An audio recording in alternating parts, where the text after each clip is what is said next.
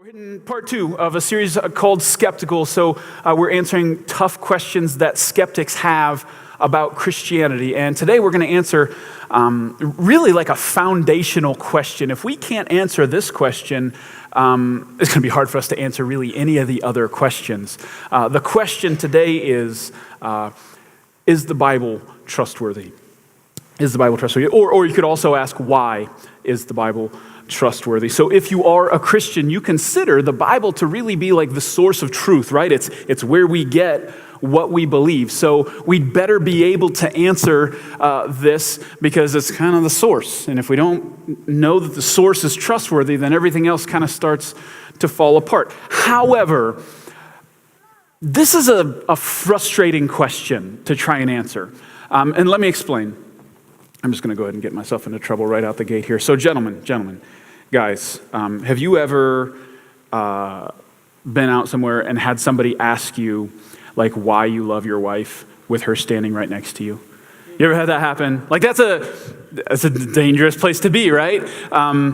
It's usually some well-meaning sap who, really wants some deeply romantic or insightful answers to why you love your wife. And they never get that kind of answer. So ladies, listen, here's what happens inside our brains when that kind of a question gets asked to us. Nothing. Our brain goes completely blank and our heart rate just increases because like everything kind of stops, like time, we register every millisecond passing and we can feel your eyes boring into us.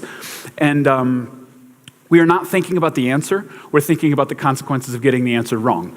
Okay, that's usually the first thing that's going through our mind. And then secondly, listen, it's like, why do you love your wife? Lots of reasons, right? Lots of reasons. We don't just have one reason. We have lots of reasons. But we know, and this is what we're calculating in our heads. So first of all, we're nervous we're going to get the question wrong. Second of all, we have lots of reasons, but we know we're going to get judged on the first one. Right? You know that for some reason, if something dumb comes out of your mind, even if you have a list of 10 things, you know that for like whatever you list first, you're going to get the question, why that one? Right? So if something like her hair smells nice comes out of your mouth first, you know you're going to get that hand on the hip. Really? That's why you love me? Like, you're going to get that because you're getting judged based on the first thing that comes out of your mouth. So we're not, ladies, it's not that we don't know the answer.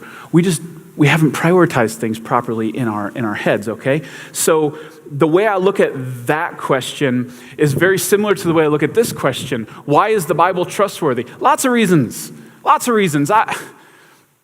I could preach a whole sermon series on different reasons why I believe the Bible's trustworthy. If I tried to give them all to you just today in one sermon, I wouldn't do any of them justice, and you'd leave here kind of like, okay, maybe. So I'm just gonna pick one reason to go after today. And it's not like the most important reason, just so you know. So don't go, really? Like, don't do that to me today, okay? This is just a reason why I think the Bible's trustworthy. And as I dug into this reason, I got really excited about it. So I am excited to share this with you, to tell you just one reason why I believe the Bible's trustworthy. Before I pray, I just want to say, like, officially, I'm sorry, guys, if you get asked that question on the way home. That's my fault. Should have maybe thought of a better illustration. Let's pray and then jump into this. Lord Jesus, thank you for today. Thank you for everybody being here. Lord, I pray that you would kind of settle us in here. Lord, I feel like sometimes you come into church, you just bring all the stuff. Lord, I pray that we would be able to just lock in and be able to focus on what you're saying today. Lord, I pray that I'd get out of your way and that you would be able to speak today. In Jesus' name I pray, amen. All right, so I want to tell you today about one of the most important people in the Bible. Matter of fact, I think you could argue that this guy is the third most influential person in the New Testament. So obviously Jesus is first, right? That's not an argument. And I would even say obviously Paul is second. So you have Jesus at the top, then you have the Apostle Paul. But this guy, I think you could legitimately argue is in third place. And you'll be surprised at who it is, because it's not Peter, it's not John, it's not Mary.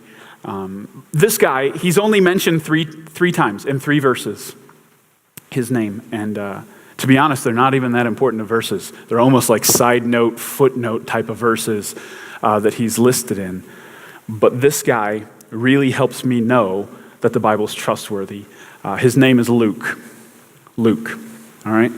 Let me tell you a little bit about Luke. First thing you need to know about Luke is that Luke did not grow up in church, okay? Luke wasn't a church kid. The name, and the way we know this is his name is not a Jewish name, it's a Gentile name, and Gentile is pretty much just what the Bible calls somebody who's not a Jew. So he didn't grow up going to synagogue, okay? He didn't grow up learning all these Bible stories, reading Genesis and Exodus, hearing about Abraham and David. And most importantly, he did not grow up like anticipating the coming of the Messiah. So he didn't have that background. When Jesus showed up on the earth, he's kind of new to this whole thing, okay? And the reason I wanted to bring that up, I just feel like that's a place where a lot of us are. So Luke is kind of in the same category. If you didn't grow up in church, well, that's Luke. Luke's newer to this whole religion thing. And then second thing I want you to know about Luke is that he's a doctor. He's a doctor. We actually see this in one of the 3 verses that he's mentioned in Colossians 4:14. Luke, the beloved doctor, sends his greetings. So Colossians is a letter that the Apostle Paul wrote to the city of Colossae, and towards the very end of the letter, it's almost as if he's writing it, and Luke goes, "Hey, tell them I said hi." And Paul's like, "Luke said hi." Like, that's kind of how this is, right? And that's what I'm saying, like, of the things that are in the Bible, like, you could do without that. You know what I'm saying? Like, that's not that important of a thing, like Luke said hi. But you do learn a really important detail about him here, right? It says he's a doctor, which is cool. But he also says that he's a beloved doctor. I think that's an important trait to know. Because again, like, I'm not trying to be mean to doctors, but like, don't know that all of us would use the word beloved of doctors. You know what I'm saying? Like, I don't know. Like, maybe you love your doctor, and maybe you, like, if you are a doctor, I hope you're beloved. But I think that sometimes we have where, like, they're really smart, but they're not super nice. You know what I'm saying? Like, sometimes that's a character trait that doctors have, like Dr. House, like appreciate him, like love it, like, man, I'd love to have that kind of a doctor, but it'd be cool if you were a little bit nice too. Luke is both. Luke is highly intelligent, but he's also kind.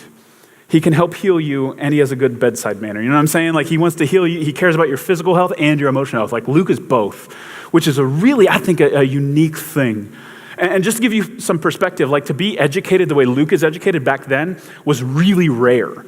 Only like 10% of men were educated the way Luke was educated back then. Only 10%. Not like today, where it seems like almost everybody has a bachelor's degree, and like all that means is that you have student loan debt. Like, it doesn't mean anything else. It just means that you owe somebody money.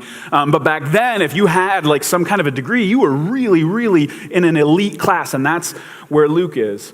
And so he wasn't a church kid, he was a doctor. Another, I think, surprising trait is that Luke is very humble. And again, I'm not trying to bash on doctors, but anybody who's highly educated and has a really high IQ, I think we could all be honest, like they struggle with humility, right? In general. So even I'm sorry, again, if you have like a bunch of letters in front of your name and you consider yourself really smart, I think you probably already know that this is something you struggle with, humility. But not Luke. Luke is really humble. The focus is never on Luke. Like I said, he's only mentioned by name 3 times in the Bible, but that's not because he didn't do anything. He traveled with the Apostle Paul, who is in like every story in the New Testament just about, but you never hear his name. He was Paul's like personal physician. He traveled everywhere Paul traveled. So all the stories that Paul's in, Luke's there. If you read the book of Acts, you'll notice that it says we a lot, because the guy writing it is Luke, and he's with Paul. So he's everywhere Paul is, he's in these stories, but he never like wants the recognition. He could put the spotlight on himself, but he doesn't. He never needs to be noticed, and it's a really important trait, man. The church needs people like that who are totally okay with just being in the background, but doing a lot of work, but I don't need the recognition. Like, that's the kind of guy that Luke is. And then the final thing I'll tell you about Luke is that he's loyal. He's loyal. This is in another of the 3 verses that we have about him. Says this, only Luke is with me. And this is again the Apostle Paul writing this, and 2 Timothy is written very close to the end of Paul's life. And he says, hey, only Luke is with me. And so if you're not familiar with Paul, Paul went on a lot of missionary journeys and to a lot of different cities. And Paul just had a rough go a lot. Like Paul got beat up, Paul got stoned, Paul got arrested, Paul got shipwrecked. Like Paul had all kinds of issues every single place he went. So even Paul's closest companions would sometimes leave, but not Luke.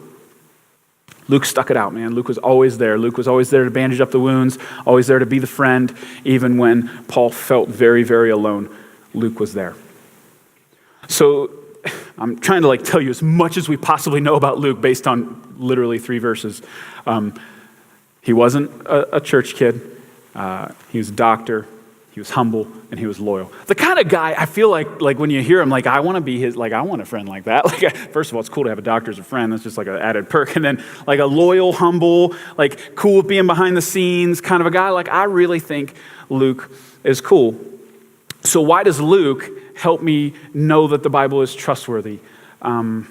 So to back up again, when it comes to the New Testament, the Apostle Paul gets all the attention, right? So if you're at all familiar with the Bible, the Apostle Paul is the guy. And I'm not going to diminish Paul's role. Paul was hugely influential in the early church. Like I said, Jesus, then Paul. Paul helped shape the way this thing looks. But one of the things that gets said about Paul is that he wrote half the New Testament, right? I think I've probably even said that before. Paul wrote half the New Testament. And in one sense, that's true.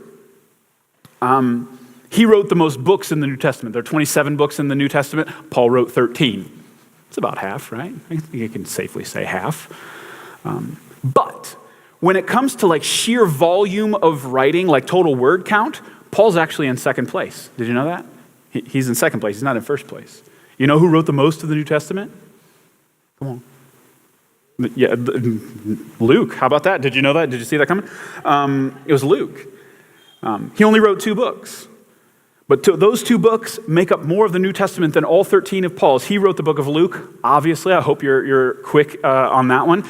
And he wrote the book of Acts. Okay, and Luke and Acts are kind of the prequel and the sequel. They go together. Luke wrote Luke first and then Acts. Now, Acts is a little different, but it's just a continuation of the same story. So if you add it up, Luke and Acts together is 38,000-ish words, and all of Paul's 13 letters is only 32,000. So Luke wrote more than Paul. That's why I would say, hey, yeah, obviously Jesus is most influential. Paul's in second place, but man, you got to put Luke up there. Because the book of Luke and the book of Acts make up a huge chunk of what we know about Jesus' life and the early church. So Luke's influence, even though he's only mentioned by name in 3 verses, is huge in early Christianity. Now, what I want to do is I want to show you Luke's mentality as he wrote the book of Luke and the book of Acts. I want to show you his stated purpose as to why he wrote those books. And we actually get a glimpse of this in the first 4 verses of the book of Luke. They're called the prologue. It's kind of the thing introducing what he's about to write. And really, really important, rich verses, even though it's usually the stuff that you skip over when you're reading because you don't think there's anything there, but there's a lot there. So Luke chapter 1, verses 1 through 4, here's what it says. Many people have set out to write accounts about the events that have been fulfilled among us. They use the eyewitness reports circulating among us from the early disciples. Having carefully investigated everything from the beginning, I also have decided to write an accurate account for you, most honorable Theophilus, so you can be certain of the truth of everything you were taught. So there's a lot there, but what I want to first point out here is that he says that he wrote this book for a guy named Theophilus, right? So some things that we know about Theophilus just based on these couple of words here. This, like Luke's name, is not a Jewish name, so Theophilus also did not grow up in church, didn't have that big religious background. We can pretty safely assume. We also know from this little title thing that Paul gives him, most honorable Theophilus, that he was probably a high-ranking government official. That type of a title is only used a couple of places, and every time Luke writes like that, he's writing about a high-ranking Roman official. So when he does this here, we think it's kind of safe to assume that this guy is a high-ranking Roman official. Now, if you grew up in church, you're like, wait a minute, doesn't his name mean lover of God? And couldn't this be written to all Christians? No, you're wrong. It's a person because he wouldn't have used this title for all of us because we aren't most honorable, just so you know. Collectively, we're not. So it's a person. And we also, here's the cool part. As you look into this, is why Luke would even write these 4 verses. Why didn't he just jump into the story?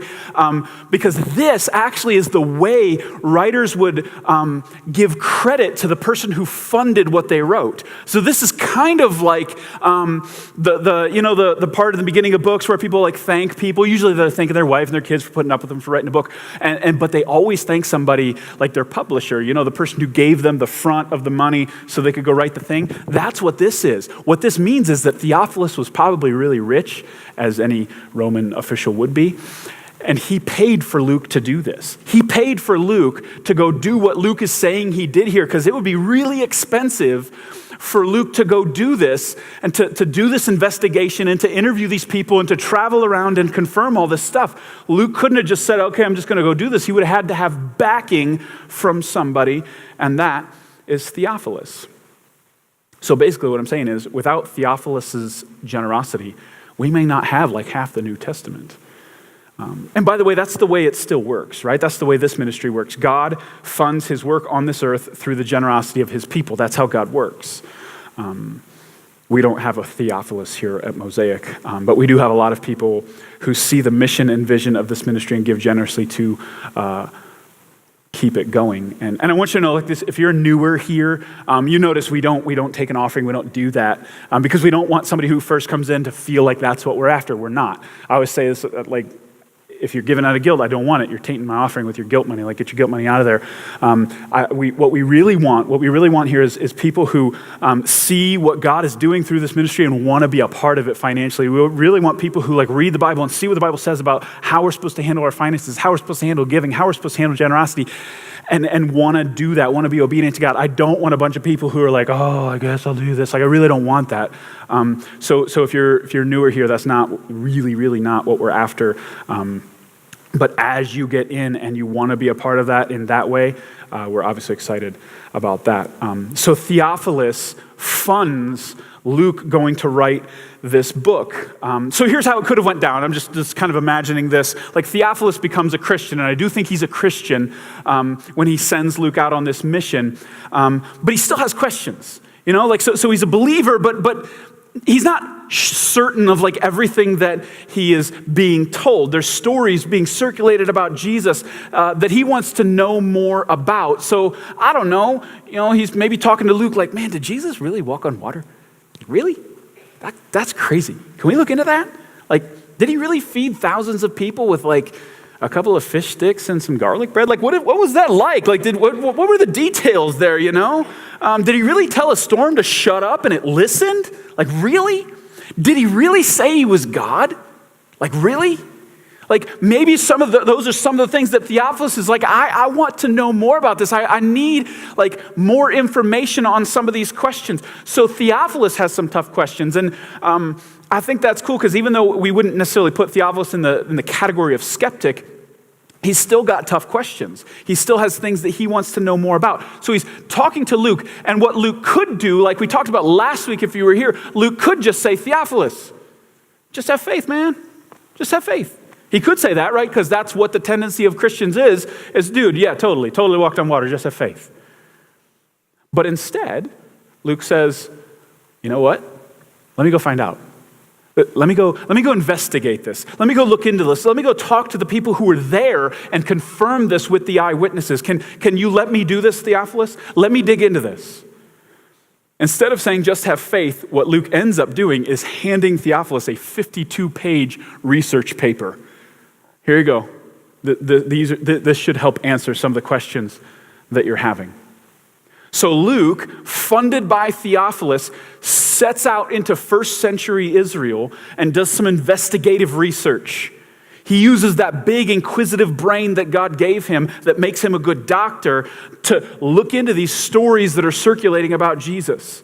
He interviews the apostles. Can you imagine that? Like, you have to actually imagine this stuff happening. Like, okay, so Peter, you walked on water out too, Jesus? How'd that go? And like, letting Peter, like, dude, it was so awesome. Like, follow-up question, Peter, did Jesus also call you Satan at one point? just trying to keep you humble. Like, to tell the good story and the bad. And you get Peter like, oh man, come on, do I have to tell that one? And Luke's like, hey man, we want to be objective here. Like, let's tell the good and the bad. Let's not paint you as being really awesome. And they don't. Like, the disciples look like buffoons because it's true, right?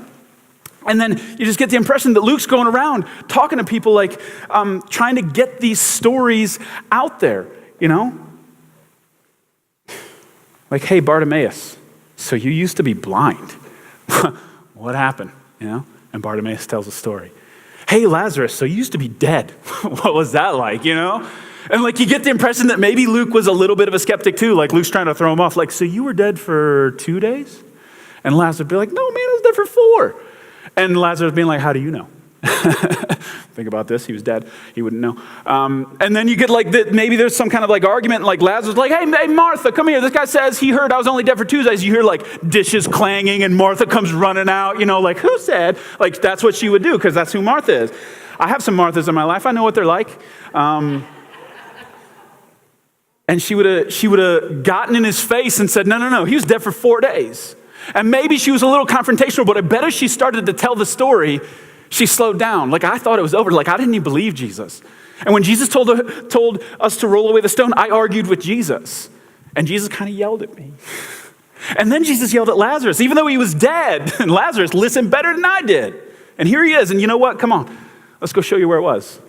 How cool would that be? And the whole time, Luke's writing stuff down. He goes and he finds Zacchaeus. Hey, Zacchaeus, you are short. That's weird. So you used to be a tax collector, huh? You're not now. Why? And you just get Zacchaeus, can't you just see him hey, let's go sit under my favorite tree. I'll tell you a story. Let's go talk about this. And Mary, every woman likes to tell their birth story, right? This is a thing. And Luke's all right, lay it on me. Tell me the birth story. I hear yours is the best, And it is, right? He's I cannot believe this is actually amazing, right? These, I want you to see this as real. It actually happened. And the reason I bring those stories up is because if we didn't have the book of Luke, specifically, we wouldn't know anything. We wouldn't even know Mary and Martha exist because they're only in Luke. Zacchaeus is only in Luke. He must have probably, you have to assume that he talked to him. Mary, obviously, we have more on the birth story in Luke than any other gospel. Many scholars that I read this week believe that Luke probably knew her because that's how important that story was to him. This stuff, I just kind of see it in my mind as being something that Luke went around doing. Look at verse 3. Look at what he says he did. Having carefully investigated everything from the beginning, I've also decided to write you an accurate account for you, Theophilus. I did my research, man. I did it. I did the homework. I have my sources. I talked to these people. And I'm writing an accurate account for you. We have a highly educated, non-church kid writing a book about the life of Jesus, and this is how he's describing it. A doctor is saying this about it.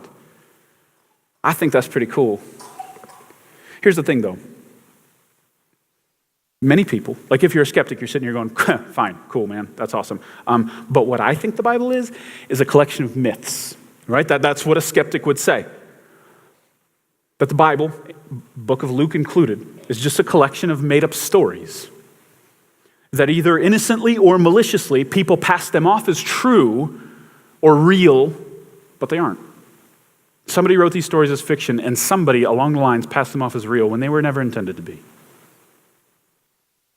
That would be your position. But listen, if you say that, what you're saying is that the gospel accounts are actually what's called realistic fiction. That would be the genre that they would fall into. If they're fiction, they're called realistic fiction. It's a specific genre of literature that resembles real life in that the characters act and react in ways that are similar to real people. Okay, that's a genre of literature. Here's the thing, though, about realistic fiction, that genre. You know when the genre of realistic fiction began? Do you know that? I'm sure you do. And if you don't, I'll save you the trouble of Googling it. Realistic fiction started in the 1800s, okay? 1850-ish. So if realistic fiction, the genre of realistic fiction happened in the 1800s, You know, when the earliest fragment we have of the book of Luke, the very earliest, which means the book of Luke had to have been written before this. You know when that was? I'll save you the trouble. It was at 200 AD is when they have the earliest fragment, which means it was written before this. Many scholars believe that it was actually written around 60 AD, which is only 30 years after Jesus died and rose again and all that. So they believe that's when it actually was written, and then the earliest fragment they have is around 150, 200 AD. So, book of Luke, realistic fiction being created, that whole genre. What you have to believe, if you believe that these are myths, is that some guy, you probably don't assume it was Luke. You probably believe that they wrote under the pseudonym of Luke to make it seem real, but it wasn't real. Somebody, like in the 2nd century, decided that they're going to make up a genre of literature that wouldn't be invented for another 1,600 years. That's like, you either believe that, or you believe that Luke wrote it and that what I just said is actually true. C.S. Lewis always says it better than I do. Here's what he says. I've been reading poems, romances, vision literature, legends, and myths all my life. I know what they are like. I know that not one of them is like this. Of this text, there are only 2 possible views. Either this is reportage, or else some unknown writer in the 2nd century without known predecessors or successors suddenly anticipated the whole of technique of modern novelistic realistic narrative. If it is untrue, it must be a narrative of that kind. The reader who doesn't see this has simply not learned to read. Remember that thing I told you about high IQ people being kind of cocky? That last little bit there was him kind of letting you know. He's kind of flexing on you intellectually, saying, if you don't see what I see, you're stupid, is what he just said. You don't even know how to read. But what he's saying is, hey, you have 2 choices when it comes, let's just look at the book of Luke. Forget the rest of it for a minute. Let's just look at the book of Luke. You have 2 choices when you read that book. Either what I just described to you actually happened, that Luke said, Theophilus, I'm going to go look into this. I'm going to read everything that's already been read. I'm going to interview people. I'm going to do my best to research this as much as possible and give you an accurate account of what happened. Or you have to believe that some dude that we don't even know anticipated this genre that doesn't actually get invented until here. You have 2 choices. I don't know. I feel like the Luke option makes more sense than the other one, even though the Luke option has a lot of crazy stuff in it. And that if Luke is writing an accurate account, man, Jesus was something. Jesus was something. And check this out. One of the greatest archaeologists of the 19th century is named William Ramsay. I'm sure you have heard of William Ramsay. I know you're into that kind of thing. Famous archaeologist from 100 years ago. But this guy wasn't a Christian, in case you haven't heard of him. He was really well-respected archaeologist, historian, did a lot of digging in the biblical areas.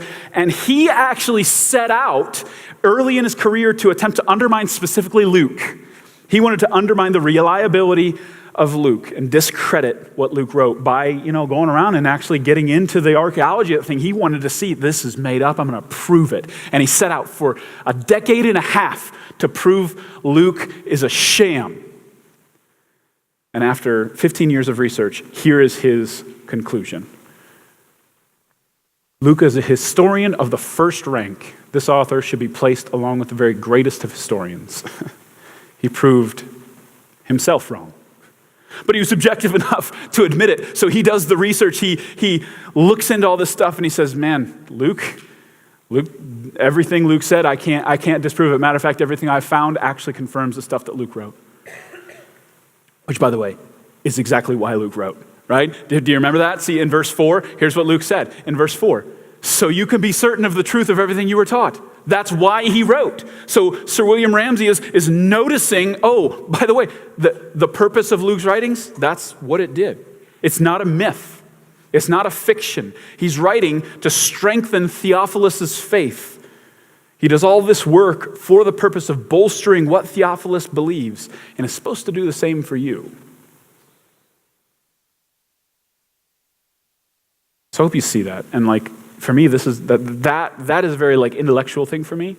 That I feel as just a person who thinks and wants things to make sense in my mind, this helps me. But we also, like as Christians, if you're a skeptic, I want you to know, like, we actually believe something even deeper than just intellectual happened here. We believe that the book of Luke is not just a history book. It's not just a really long, well-researched paper. We believe that God guided Luke. God directed Luke. God inspired Luke as he researched and wrote this book. That the book of Luke is not ultimately Luke's work, but God's work. That's what Christians believe. That the book of Luke, along with the rest of the Bible, is like God's self-disclosure to us. God wanted us to know stuff about him. God wanted us to know his story. God wanted to reveal himself to us, and he didn't just want to tell us some stuff. He wanted to use that story to transform us. That was the purpose of this. It's not just true, it's supposed to be transformative. God's power flows through this. That's what we believe. And I think that's part of what Luke is saying in the first verse. So let me jump back to the first verse. Look at how he words this. Many people have set out to write accounts about the events that have been fulfilled among us. It's almost as if what he's saying is part of the reason he wants to do this research is not because of what did happen, but because of what is happening. When he writes it, not 30 AD, but 60 AD, he's trying to explain why the church exists, why people believe what they believe. He's looking at that saying, I want to explain this. So I'm going to go back and research that. Lives are being changed. People are being transformed. Luke is something's happening among us. And I want to figure out what that is. So he wants to go back and do research to explain that. Well, that's important, Christian. What that means is part of the confirmation that the Bible is trustworthy is us. That the Bible transforming our lives is going to be a piece of the evidence to say that it's trustworthy. When people look at us and see that book did this, that the message, God's word flowing through those words somehow changes us, that itself is confirmation. So Christian, the most powerful defense of your faith to someone who does not believe is your changed life. Did you know that? The most powerful defense of your faith to someone who doesn't believe is your changed life. Because when someone asks, is the Bible trustworthy? Tell them about Luke. I hope you do. I hope you remember every single thing I said. How many words did he write? 38,000. Come on, guys. But if you can't, I bet you can remember your story. And by the way, they can argue with me. They can argue with the Luke thing. Maybe somebody's got something snarky to say about the whole realistic fiction thing. I don't know. There are people who are smarter than me who maybe will be able to try and poke holes in that stuff. I don't know. But you know what they can't argue with? You saying, hey, forget the 200 AD, 1800 thing. How about I used to be this and now I'm this? Explain that. I used to be over here. This used to be my life. I formerly was this and now I'm this. Explain that. That's something that anybody's going to have a hard time arguing with. You are the evidence that this book does something. You are the evidence that it's trustworthy. You are the evidence that what's written in there is true in the deepest sense. I used to be this and now I'm this. That's one of the reasons your changed life is so important. We talked about this last week. The biggest problem people have with Christianity is hypocrisy, the fact that we aren't changed. See, Christianity doesn't happen right here. It happens here. Yes, up here, but first here. God's got to move here. God's got to transform here. This is going to be the thing. You can convince them up here all you want, but it'll only take them so far. They need this. They need to see that this happened in you. People are going to read you way before they read the Bible. It's one of the reasons the book of Luke is so powerful is because of the testimony of the witnesses that he interviewed, right? That's why it's so powerful. And you need to realize that you are a witness to the power of this book. You weren't an eyewitness to what happened, but you are an eyewitness to the way it works and how it's supposed to work in a person's life. You are the witness. I know it's become a cliche, can I get a witness? But can we? You know what I'm saying? Can we? Can we get some people who say, yeah, man, this book is a huge part of my life. It is something that I allow to influence me and to infiltrate my heart, and I used to be this, and now I'm this. I am a witness. I am the evidence. Me. That's what we need. Christian, you are someone who believes that Jesus died for your sins and saved you. And now you have a relationship with the Almighty Creator of the universe because of that. You should be different. You should be changed. Your life should be a witness. And Mr. Skeptic, Mrs. Skeptic, I hope, like I said, so listen, why is the Bible trustworthy? A lot of reasons, okay? A lot of reasons. But Luke's one of them. So I would challenge you, if you are a skeptic, dive in to the book of Luke. Look at what he wrote in those first 4 verses and tell me, does that sound like it's a myth? Does it sound like a legend? Or does it sound like he's trying to do something with it? And then read it. Read the life of Jesus. Read what Luke writes. And then if you want, jump over to Acts and just keep going. That's all Luke's work. Read Luke. The not growing up in church, doctor, humble, loyal, investigative reporting historian. Read him and just let it speak to you. I'll trust that because I do believe the book is true, and I believe that Luke isn't only the author. I believe that God had something to do with it, that something will happen in your heart as you do it. So that's my challenge to you.